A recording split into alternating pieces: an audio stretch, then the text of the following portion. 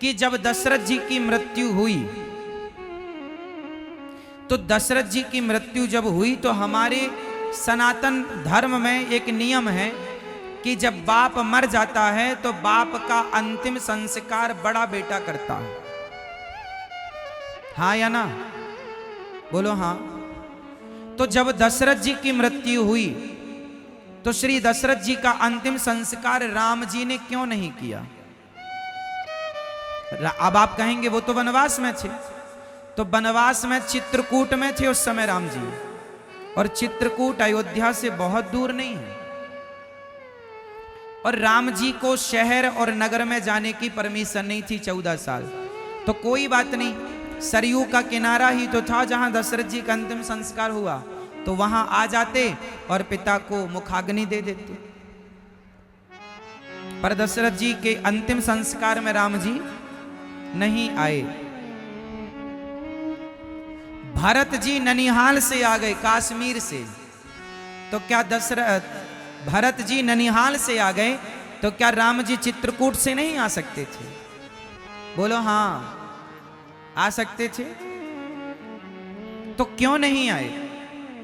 इसका मतलब यह हुआ कि जो सर्वस दान दीन सब काहू, इस चौपाई का जो अर्थ है, इस अर्थ को समझने के लिए एक छोटी सी कथा समझनी पड़ेगी। दशरथ जी के बड़े पुत्र राम नहीं है। आपने कहा राम, ठीक है, हम सब यही जानते हैं। दशरथ जी के बड़े पुत्र राम नहीं है, दशरथ जी के बड़े पुत्र श्री भरत जी हैं। कैसे?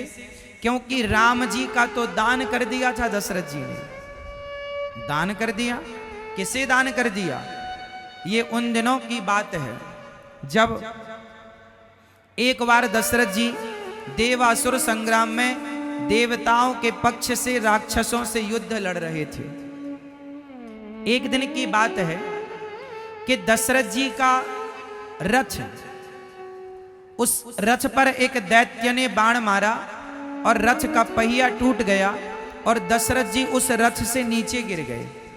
आकाश में युद्ध हो रहा था स्वर्ग के राजाओं के साथ मिलकर। तो दशरथ जी ऊपर से गिरने लगे। गिरते हुए दशरथ जी को जटायु जी ने देखा, और जटायु जी ने अपने पंखों को फैलाकर दशरथ जी को अपने पंखों पर लिटाया और आहिस्ता आहिस्ता धीरे धीरे उतारा। जब दशरथ जी को होश आया तो उन्हें याद आया कि मैं तो ऊपर से गिर रहा था, मेरे प्राणों की रक्षा जटायु जी आपने की है। आप मेरे मित्र हैं, आप मेरे सखा हैं। मित्र, आपने मेरे प्राणों की रक्षा की है, बताइए मैं आपको क्या दूं? जो मांगेंगे दूंगा। जटायु जी ने कहा, हे दशरथ जी, मेरे कोई संतान नहीं है। जटायु जी ने कहा, हे दशरथ जी, मेरे कोई संतान नहीं है। वैसे आपके प्राणों की रक्षा हमने की, ये हमारा धर्म था, हमें कुछ चाहिए नहीं। दशरथ जी ने कहा, मांग लो। तो ठीक है। तो दशरथ जी से जटायु जी ने कहा कि मेरे पुत्र नहीं है, मैं चाहता हूं कि जब आपका बड़ा पुत्र हो तो आप बड़े पुत्र को आप मुझे दे दीजिए, क्योंकि मेरे कोई संतान नहीं। दशरथ जी ने कहा, जरूर।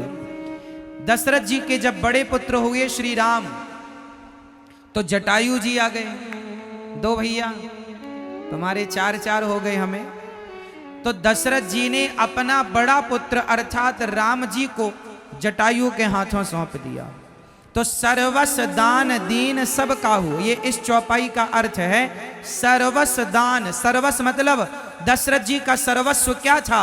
अरे एक भक्त का सर्वस्व भगवान होता है, और दशरथ जी के सर्वस्व तो राम ही थे। तो सर्वस्व सब कुछ दे दिया, राम को दे दिया। सर्वस्व दान दीन सब काहू। जटायु जी राम जी को लेकर चले, तो नारद जी ने कहा कि आप इन्हें कहाँ पानी पिलाओगे, कहाँ छोटा सा बच्चा है, दूध कहाँ पिलाओगे, कहाँ सुलाओगे, क्या व्यवस्था करोगे? जटायु जी ने कहा, सही बात है, हम कहाँ व्यवस्था करेंगे।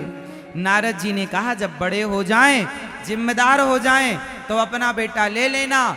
तो सर्वस दान दीन सब काहू, और जेहि पावा राखा नहीं ताहू, जिसने लिया वो रख ना सका। दशरथ जी को राम जी अर्थात दशरथ जी को जटायु जी ने राम वापस कर दिए कि जब बड़े हो जाएंगे तब ले जाऊंगा, अभी मैं दूध कहाँ पिलाऊंगा, कहाँ सुलाऊंगा, कहाँ रखूंगा।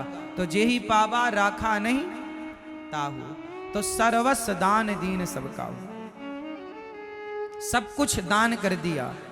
इसलिए दशरथ जी के अंतिम संस्कार में राम जी नहीं आए, लेकिन जटायु का अंतिम संस्कार किसने किया था? जोर से, जटायु जी का अंतिम संस्कार किसने किया? अविरल भगति मांग बर गीध गयऊं हरि धाम, तेहि की क्रिया यथोचित निज कर कीन्ही राम। जटायु जी का अंतिम संस्कार किया था राम जी ने, पढ़ लेना रामचरितमानस। पक्षी का किया, जटायु और भी तो पक्षी मिले होंगे राम जी को, क्या सबका किया? नहीं, खुद के पिता मर गए नहीं किया, क्योंकि दान कर दिया था। इसलिए आपको एक बात और याद दिला दूं कि दशरथ जी ने राम के हाथ से पिंड दान नहीं लिया, पिंड नहीं लिए। क्यों नहीं लिए? क्योंकि बड़े पुत्र वो दान कर चुके थे और दिए हुए दान से पिंड दान कैसे ले लें? सीता जी ने पिंड दान दिया। बात है गया जी की। जब दशरथ जी चले गए, राम जी राजा बने, सिया जी रानी बनी, तो राम और सीता जी और लक्ष्मण जी और भरत जी सब लोग गए गया श्राद्ध करने के लिए। तो वहां पर गया जी में जब गए तो वहां पर पिंडदान का जब समय आया, उसी समय राम जी को कुछ याद आया कि अभी ये काम और बाकी है। वो करने गए, पिंडदान की सामग्री लेने गए, तब तक दशरथ जी आए, कहा बेटी सीता पिंडदान दे दो, हमें दो पिंड। सीता माँ ने कहा पिताजी यहाँ तो सामग्री ही नहीं है, क्या पिंडदान कर दें? बोले तुम बालू का पिंड बना कर दे दो। तो बालू मतलब रेत का पिंड बना करके और माता सीता ने दिया, दशरथ जी ने लिया और दशरथ जी वहां से चले गए। दशरथ जी चले गए, अब राम जी आए, बोले चलो पिंडदान करते हैं। सीता मैया ने कहा प्रभु पिंडदान तो हो गया।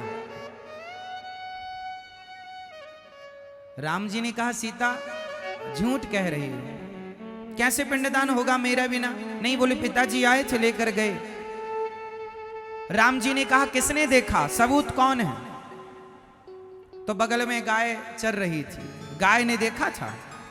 तो सीता मैया ने कहा गाय बताओ, क्या तुमने देखा है ना कि दशरथ जी आए थे, गवाही दो। गैया बोली कि राम जी से कौन पंगा ले।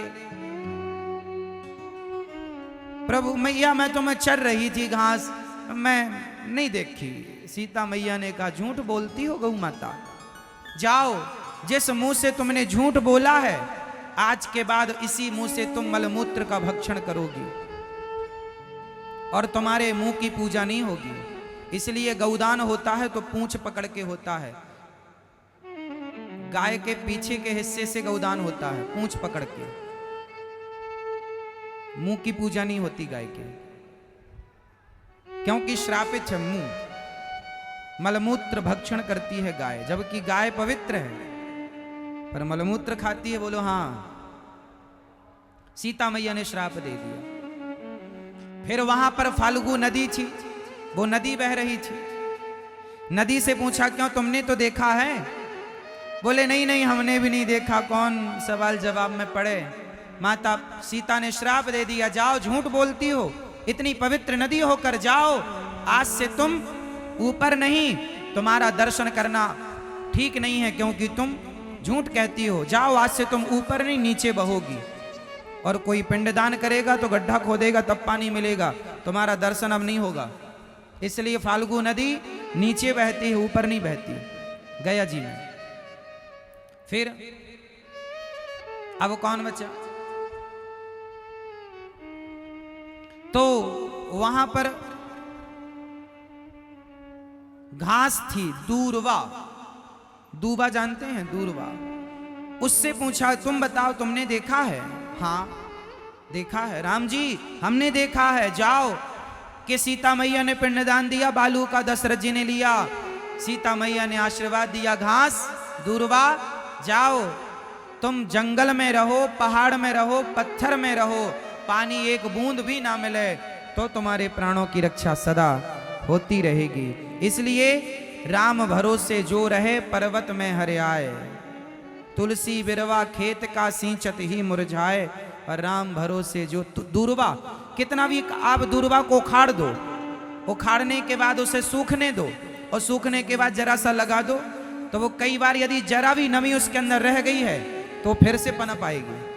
बोलो हाँ, दूर्वा को वरदान है। तो इस प्रकार अब आप कहेंगे कि सीता मैया से दशरथ जी ने पिंडदान क्यों लिया?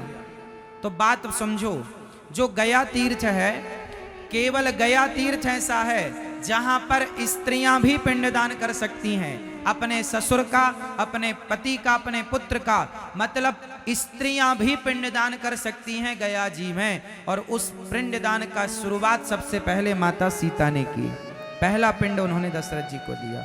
आज भी जिनके भाई नहीं होते, जिनके बेटा नहीं होते और बेटियां होती हैं, तो बेटी जाके अपने बाप का, अपनी मां का पिंडदान कर सकती है गया जी में। सिर्फ गया जी में स्त्रियों को पिंडदान करने का अधिकार है। वो अपने भाई का भी कर सकती है, मतलब आपके वंश में कोई नहीं बचा और एक स्त्री रह गई है, तो वो अपने माँ के पक्ष और ससुराल पक्ष दोनों पक्षों का पिंडदान कर सकती है। इसलिए बेटा नहीं है, सिर्फ बेटी है, तो भी तुम्हारे कुल को बेटी तार देगी। और यदि बेटी भी नहीं है किसी की और बेटा भी नहीं है, तो अब आप कहो महाराज जी फिर पिंडदान कौन करे? तो तुम पिंडदान जीते जी, जब तुम जिंदा हो तो जीवन में ऐसे कर्म करना। पिंड कहते हैं शरीर को, शरीर को एक पिंड कहते हैं, शरीर हमारा एक पिंड है। हम कहते हैं कि जीते जी अपने आप को भगवान को दान कर दो, हे प्रभु आज से मैं आपका हो गया, ये पिंडदान है। अपने आप को जीते जी प्रभु के हवाले कर दो। जो व्यक्ति आत्मसमर्पण कर देता है भगवान के चरणों में, उसके लिए बेटा बेटी की जरूरत नहीं पड़ती कि बेटा बेटी जब पिंडदान करेगा तो उद्धार होगा। नहीं जी, स्वामी विवेकानंद जी के कोई बेटा बेटी नहीं था, क्या उनका उद्धार नहीं हुआ? संतों के कोई बेटा बेटी नहीं होता, क्या उनका उद्धार नहीं होता?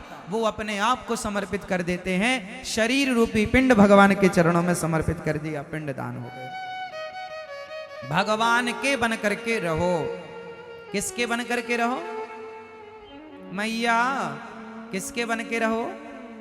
भगवान के बन करके रहो।